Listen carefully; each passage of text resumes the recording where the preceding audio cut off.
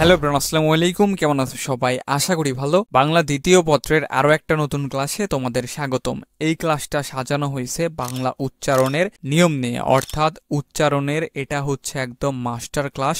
উচ্চারণের একদম গোষ্ঠী নিয়ে আলোচনা করা হবে, এ টু জেড খুঁটিনাটি যেখানে যা আছে সবকিছু নিয়ে আলোচনা করা হবে। আজকের এই ক্লাসটা দেখার পরে উচ্চারণ নিয়ে আর কখনোই কোনোদিন তোমাদের ঝামেলা থাকবে না। এই ক্লাসেই তোমার 95% হয়ে যাবে উচ্চারণের বিষয়গুলো, আর 5% প্র্যাকটিস করলে বোর্ড প্রশ্ন তোমরা এমনিতেই সবকিছু পারবা। পৃথিবীর যেখান থেকে এই শব্দ দিক না কেন তোমরা নিয়ম ছাড়াও ইনশাল্লাহ লিখতে পারবা। এই ক্লাসটা জাস্ট করো, ভাইয়ের উপর বিশ্বাস রাখো। ওকে, তাহলে আমরা ক্লাসটা শুরু করি। উচ্চারণের সব থেকে বড় নিয়ম হলো আমরা মুখে যেটা উচ্চারণ করি সেটাই হচ্ছে সব থেকে বড় নিয়ম। আর আমরা মুখে যেটা উচ্চারণ করি পরীক্ষার খাতায় ওটা যদি লিখতে পারি তাহলে পৃথিবীর কোনো নিয়মই আমাদের মুখস্থ করতে হবে না। তারপরেও তো কিছু বিষয় থেকে যায় যেগুলো আমাদের একটু মনে রাখতে হবে, বা মনে রাখতে পারলে ভালো হয়, একটু সুবিধা হয়।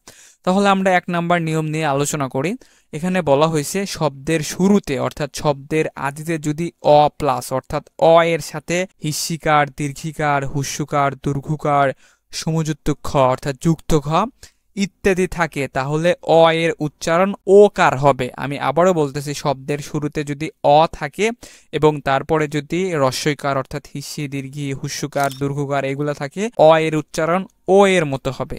যেমন আমরা দেখি অতীত, আমরা কিন্তু অতীত উচ্চারণ করি না, আমরা মুখে কি উচ্চারণ করি? অতীত। জাস্ট আমাদের এইভাবে লিখতে হবে পরীক্ষার খাতায়, ও তয়ে হিস্যি তয়ে হোসন্ত, অতীত। এই যে দেখো অ এর পরে কিন্তু হিস্যি আছে, তারপরে দেখো আছে নদী, এই যে ন, এই যে নর মধ্যে কিন্তু একটা অ আছে, তারপরে দয় দীর্ঘিকার আছে, তো নদী।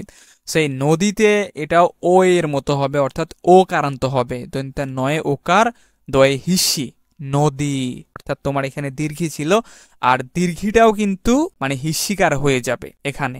আর উচ্চারণের ক্ষেত্রে যতগুলো দীর্ঘিকার আছে উচ্চারণের মধ্যে আসবে সবগুলো রস্বইকার হয়ে যাবে, কখনোই দীর্ঘিকার হবে না। তাহলে এটা একটা নিয়ম গেল ভাইয়া। আমরা 2 নাম্বার নিয়ম দেখব।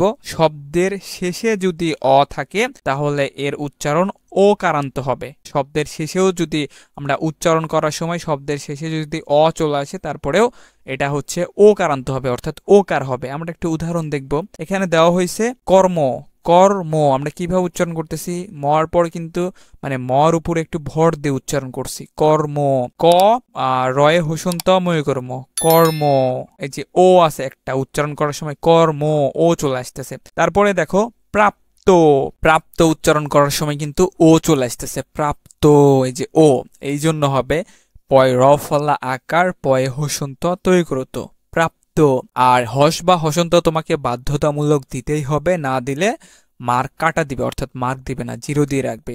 তারপরের নিয়মটা দেখো, শব্দের শুরুতে ব্যঞ্জন বর্ণ অর্থাৎ শব্দের শুরুতে ব্যঞ্জন বর্ণ প্লাস ব হলে অর্থাৎ কোনো একটা ব্যঞ্জন বর্ণের সাথে, আমরা তো স্বরবর্ণ ব্যঞ্জন বর্ণ অবশ্যই চিনি। স্বরবর্ণ হচ্ছে ওই যে স্বর স্বরয়কে স্বরবর্ণ বলে, আর ব্যঞ্জন বর্ণ হচ্ছে ক খ কে ব্যঞ্জন বর্ণ বলে আর কি। অনেকে এখন মনে মনে ভাবতেছে আরে মনে নাই তো আমার ব্যঞ্জন বর্ণ স্বরবর্ণ কোনটা। আচ্ছা যাই হোক, তো এখানে হচ্ছে কোনো একটা ব্যঞ্জন বর্ণের সাথে ব হলে ব অনুচ্চারিত হবে অর্থাৎ ব এর কোনো উচ্চারণ হবে না। যেমন ধ্বনি, আমরা বানানটা কি লিখি ভাইয়া? ধয়ে বয়ে যুক্ত দন্তের নয় হিস্যি, ধ্বনি। আমরা কিন্তু উচ্চারণ করার সময় বটা উচ্চারণ করি না। আমি প্রথমেই বলছি ক্লাসের শুরুতে যে উচ্চারণের ক্ষেত্রে সব থেকে বড় নিয়ম হলো আমরা মুখে যেটা উচ্চারণ করি সেটা যদি আমরা পরীক্ষার খাতায় লিখতে পারি তাহলে হয়ে যাবে।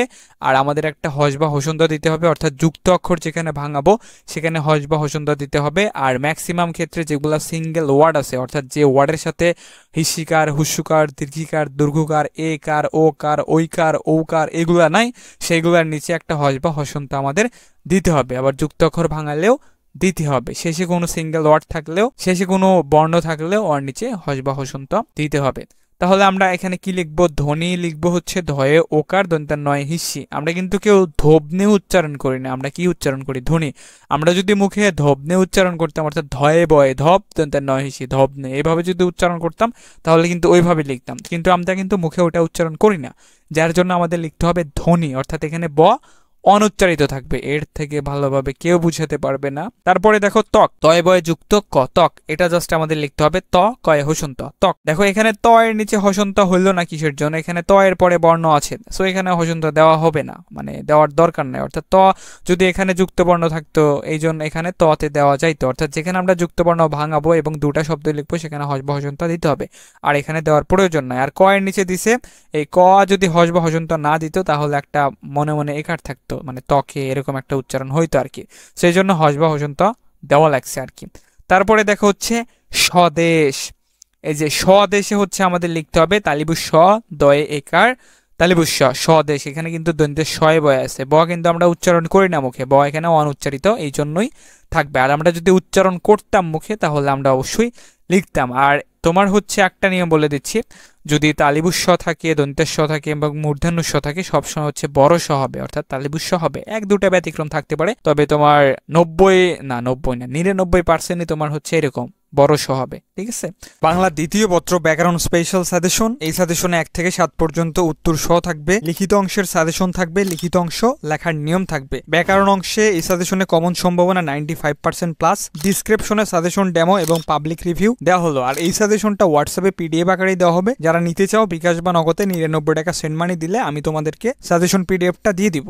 আর হিসিকার থাকলে দীর্ঘিকার হবে, এটা একটা নিয়মের মধ্যে পড়ে আর কি। তারপরে দেখো শব্দের মধ্যে বা শেষে ব ফলা থাকলে সংযুক্ত বর্ণের দ্বিতীয় উচ্চারণ হবে। প্রথমে ছিল হচ্ছে শব্দের শুরুতে ব্যঞ্জন বর্ণের সাথে ব থাকলে, এবার আসে হচ্ছে শব্দের মধ্যে, যদি মধ্যে থাকে তাহলে দ্বিত্ব হবে। দ্বিত্ব মানে কি ভাইয়া? দ্বিত্ব মানে হচ্ছে দুইবার উচ্চারণ হবে, যেমন হচ্ছে বিশ্ব, আমরা কিভাবে উচ্চারণ করতেছি, অর্থাৎ ব মানে যে বর্ণটার সাথে ব আছে সেই বর্ণটার দ্বিতীয় উচ্চারণ হবে বিশ্ব। একবার বিশ উচ্চারণ করতেছি, তারপরে স উচ্চারণ করতেছি, অর্থাৎ বয় হিসি তালিবুস্বয় হসন্ত তালিবুস্বয় বিশ্ব।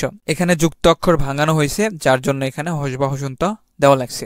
তারপরে বিশ্বাস, বয় হিসি তালিবুস্বয় হসন্ত তালিবুস্বয় আকার তালিবুস্বয় হসন্ত বিশ্বাস। এবার আসো হচ্ছে দয়ে বয়ে যুক্ত বর্ণ হিসেবে থাকলে দ এবং ব উভয়ের উচ্চারণ হবে, অর্থাৎ দয়ে বয়ে যুক্ত থাকলে দ এবং ব উভয়েরই উচ্চারণ হবে। যেমন হচ্ছে উদ্বেগ, উদ্বেগ আমরা কিন্তু এখানে উচ্চারণ করতেছি, আর ধ্বনিতে কিন্তু আমরা বটার উচ্চারণ করি না, আর উদ্বেগে আমরা উচ্চারণ করতেছি, এই জন্য অবশ্যই আমাদের লিখতে হবে। এখানে তো আসলে নিয়মের প্রয়োজন নাই, তারপরেও শেখানোর জন্য বা তোমাদের হচ্ছে প্র্যাকটিক্যালি বোঝানোর জন্য নিয়মগুলো আলোচনা করা হচ্ছে আর কি। যেমন উদ্বেগ, হসু দয়ে হসন্ত বয়ে একার গ, উদ্বেগ।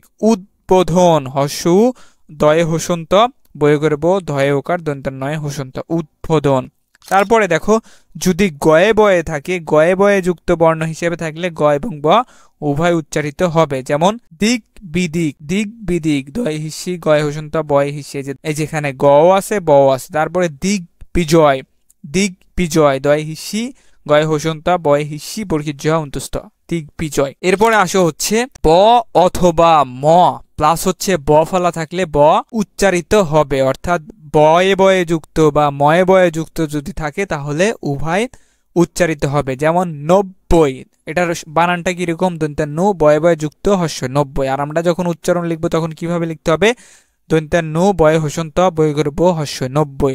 তারপরে লম্ব, ল ময়ে হসন্ত বয়ে করব লম্ব, অর্থাৎ দুইটারই উচ্চারণ হবে আর কি। তারপরে দেখো শব্দের শুরুতে ম ফলা যুক্ত থাকলে ম উচ্চারিত হয় না। শব্দের শুরুতে যদি ম ফলা থাকে তাহলে হচ্ছে ম উচ্চারণ হবে না, অর্থাৎ কোনো একটা ব্যঞ্জন বর্ণের সাথে যদি ম ফলা থাকে তাহলে ওই মটার উচ্চারণ হবে না। এটা ওই যে বয়ের মতো যেমন ছিল ধ্বনির ক্ষেত্রে, এটাও ঠিক ওই রকমই। যেমন উদাহরণ দেখবো আমরা, স্মরণ, বানানটা কিরকম ভাই একটু লক্ষ্য রাখো, তালিবু শয়ময় যুক্ত র মূর্ধন্য ন, স্মরণ। আর আমরা যখন সঠিক উচ্চারণ লিখবো, আর এই স্মরণের ক্ষেত্রে কিন্তু একটা নাসিক্য ভাব চলে আসতেছে, মানে নাকের মধ্যে দিয়ে একটা উচ্চারণ আসতেছে।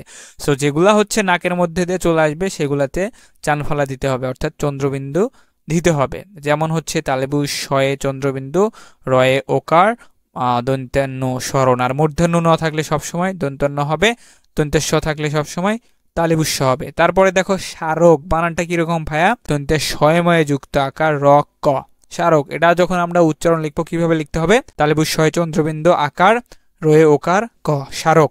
এরপরে আসে হচ্ছে 9 নম্বর নিয়মে। 9 নম্বরে বলা হয়েছে শব্দের মধ্যে অথবা শেষে ম ফলা থাকলে সেই ম উচ্চারিত হয় না, সংযুক্ত বর্ণের দ্বিতীয় উচ্চারণ হয়।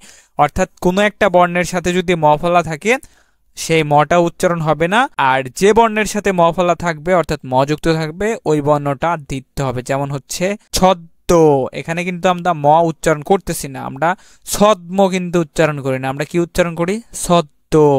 তো ছয়া দয়ে হসন্ত দয় গৃহীত ছদ্ম চান ফালা এখানে দিতে হবে। তারপরে দেখো পদ্ম, আমরা কিন্তু পদ্ম উচ্চারণ করি না, আমরা উচ্চারণ করি মুখে কি পদ্ম।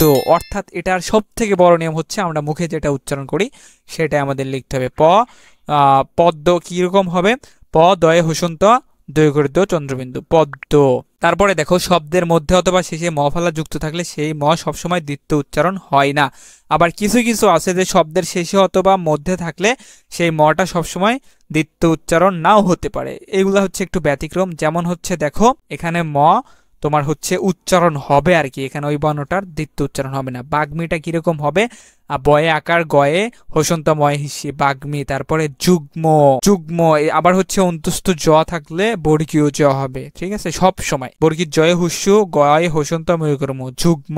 সো এটা একটু ব্যতিক্রম ছিল। তারপরে দেখো 11 নাম্বার, কোন বর্ণের শুরুতে জ ফালা থাকলে এবং বর্ণটি অকারান্ত বা আকারান্ত হলে উচ্চারণ একারান্ত হবে। আমি আবারও বলতেছি, কোনো বর্ণের শুরুতে যদি জ ফালা থাকে, অর্থাৎ কোনো একটা বর্ণের সাথে ধরো জ ফালা আছে এবং ওই বর্ণটি অকারান্ত বা আকারান্ত অর্থাৎ অ বা আ হলে ওই উচ্চারণ হবে হচ্ছে একারান্ত। যেমন কিরকম, এই যে ব্যথা, এই যে ব্যা উচ্চারণ করতেছে, একটা চলে আসতেছে, ঠিক আছে, কিন্তু এখানে যে ব্যের মধ্যে কিন্তু একটা ছিল।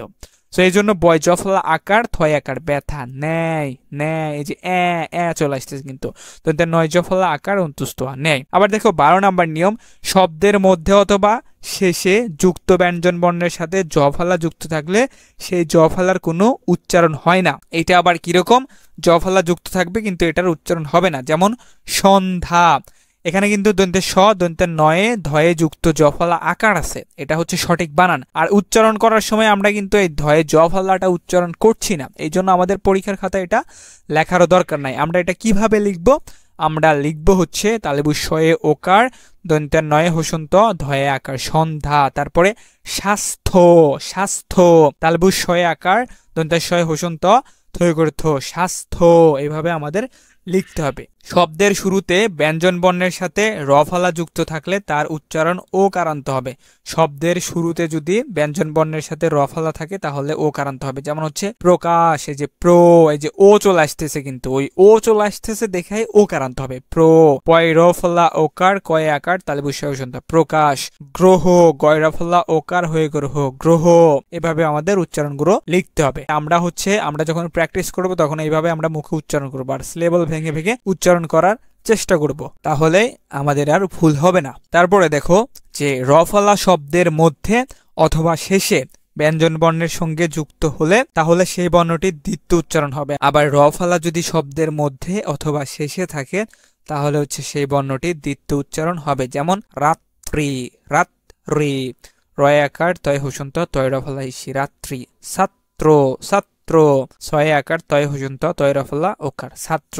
তারপরে দেখা হচ্ছে লফলা। লফলা শব্দের মধ্যে বা শেষে থাকলে তার দ্বিতীয় উচ্চারণ হয়। যেমন অশ্লীল, অশ্লীল অ দন্তে শয়ে হুসন্ত অশ লয় হিসি লয় হুসন্ত অশ্লীল। শব্দের প্রথমে যদি যুক্ত খ থাকে অর্থাৎ সমযুক্ত খ থাকে এর উচ্চারণ খ হয়। যেমন ক্ষমা, খ ময় আকার ক্ষমা। আর এই সমযুক্ত খ যদি শব্দের মাঝখানে থাকে তাহলে তখন হচ্ছে ক খ হবে। যেমন হচ্ছে দক্ষতা, দয়ে ওকার কয়ে হসন্তা খয়ে ওকার ত্যাগরেতা দক্ষতা। পরীক্ষা, পয়ে ওকার রয়ে হিসি কয়ে হসন্তা খয়ে আকার পরীক্ষা। সেইভাবে গেল। শব্দের প্রথমে যুক্ত ক থাকলে খ হবে, শব্দের মাঝখানে থাকলে বা শেষে থাকলে ক খ হবে। শব্দের শুরুতে যদি তোমার হচ্ছে বর্গীর জয়ও থাকে, যেমন হচ্ছে যে বিজ্ঞান, বিজ্ঞপ্তি এই টাইপের থাকে, তখন হচ্ছে গয় চন্দ্রবিন্দু আকার জ ফলা হবে। যেমন জ্ঞান, জ্ঞানে কি হবে গয় জ ফলা চন্দ্রবিন্দু আকার দন্তান্ন জ্ঞান। জ্ঞানী, গয় জ ফলা আকার চন্দ্রবিন্দু দন্তান্নয় হিস্যি জ্ঞানী। দীর্ঘি থাকলে তো হিস্য, এটা তো তোমরা জানোই। সো জ্ঞানী এটা হলো। আবার এই তোমার হচ্ছে এটা যদি শব্দের মাঝখানে থাকে এটা আর একটা নিয়ম। 19 নম্বর নিয়ম দেখো, শব্দের মাঝখানে যদি তোমার হচ্ছে বর্গীর জয়ে ইয় থাকে তাহলে হচ্ছে গয় জফলা হবে আর কি, আর যদি প্রথমে থাকে শুধু গয় জফলা হবে আর কি। যেমন এখানে অজ্ঞান, এখানে কিন্তু মাঝখানে আছে, আর জ্ঞানে হচ্ছে প্রথমে ছিল অজ্ঞান, গয়ে হসন্ত গয় জফলা আকার চন্দ্রবিন্দু দন্তেন অজ্ঞান। বিজ্ঞপ্তি, বিজ্ঞপ্তি বয় হিসি গয়ে হসন্ত গয়ে ওকার চানফালা বয় হসন্ত দয়সেতিক বিজ্ঞপ্তি। তারপরে দেখো হ প্লাস জফলা, ঠিক আছে, হ প্লাস হচ্ছে জফলা সমান হয়ের উচ্চারণ বর্গীয় ঝ প্লাস হচ্ছে ও হবে, ঠিক আছে। যেমন হচ্ছে উচ্চ, হসু হয়ে জ ফলা আছে কিন্তু, অর্থাৎ হ প্লাস জ ফলা যদি থাকে তাহলে বর্গীর ঝ হবে, তা আর হচ্ছে ও হবে, পরেরটাতে ও হবে। যেমন হচ্ছে উচ্চ, হসু বর্গীর জয় হসন্ত ছগুচ্ছ উচ্চ। তারপরে দেখো গ্রাহ্য, গয়র ফলা আকার বর্গীর জয় হসন্ত ঝগুচ্ছ গ্রাহ্য, এভাবে হবে আর কি। তারপরে হচ্ছে হয়ে বয়ে থাকলে হয়ের স্থলে ও বা হসু এবং বয়ের স্থলে ভ হবে, অর্থাৎ হয়ে বয়ে থাকলে হয়ের স্থলে ও বা হুসু হবে, আর ভয়ের স্থলে তোমার বয়ের স্থলে হচ্ছে ব হবে। যেমন হচ্ছে জিহ্বা, আমরা কিন্তু এটা আসলে ভুল উচ্চারণ করি, এটার সঠিক উচ্চারণ হচ্ছে জিহ্বা, আমরা কিন্তু সবাই উচ্চারণ করি জিহ্বা জিহ্বা, ঠিক আছে, জিহ্বাই। আসলে আমরা মানে বাংলা ব্যাকরণ পড়লে অনেক কিছুই শেখা যায়, আর আমরা যেভাবে কথা বলে আসলে ব্যাকরণের নিয়ম নীতি মেনে চললে আসলে কথা বলতেই পারবো না আমরা। যেমন জিহ্বা বর্গীর জয় হিসি হসু ভয় আকার জিহ্বা। তারপরে হচ্ছে বিউভল, বয়ে হিসি হসু ভল বিউভল। সো মোটামুটি তোমাদের 21টা নিয়ম নিয়ে আলোচনা করলাম।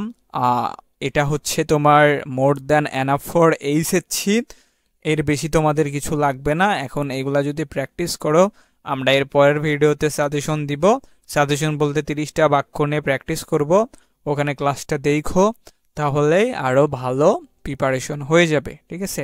আর খুবই সহজভাবে বোঝানো হয়েছে, আই হোপ তোমরা বুঝছো। আর এই শব্দের সঠিক উচ্চারণ বা প্রমিত উচ্চারণ বা বাংলা শব্দের সঠিক উচ্চারণের সব থেকে বড় নিয়ম হলো আমরা মুখে যেটা উচ্চারণ করব সেটাই আমাদের পরীক্ষার খাতায় লিখতে হবে আর কি। এই তো, এটাই হচ্ছে সবচেয়ে বড় নিয়ম। আর যুক্ত অক্ষর বাঙালে হস বা হসন্ত দিতে হবে, সিঙ্গেল কোনো বর্ণ থাকলে ওর নিচে হস বা হসন্ত দিতে হবে ম্যাক্সিমাম ক্ষেত্রে। তালিবুস্য দন্তেস্য মূর্ধন্য থাকলে সবসময় তালিবুস্য হবে, বড়স্য হবে, দীর্ঘি থাকলে হিসি হবে, সমযুক্ত খ থাকলে প্রথমে খ হবে, পরে থাকলে ক খ হবে, বর্গীর জয়ে ইয় থাকলে হচ্ছে গয় জ ফলা হবে, এটা প্রথমে থাকলে, আর মাঝখানে থাকলে গয় জ ফলা আকার হবে, চন্দ্রবিন্দু হবে আর কি। সো এইগুলাই হচ্ছে তোমার নিয়ম আর কি। সেই ছিল তোমাদের আজকের ক্লাসটা ভালো লাগলে অবশ্যই সাবস্ক্রাইব করে রাখবা, আর ভিডিওতে একটা লাইক করে দিবা। সো আজকের মতো এই পর্যন্তই, দেখা হবে বা কথা হবে বা আলোচনা হবে পরে কোনো ভিডিওতে। আর এই ভিডিওতে চিল্লা কথা বলার জন্য আমার গলার একদম ভোকালি ডাউন হয়ে গেছে, ভালো লাগছে না, এখন কথা বলতেও কষ্ট হচ্ছে। তো আজকের মতো এই পর্যন্তই, আল্লাহ হাফেজ।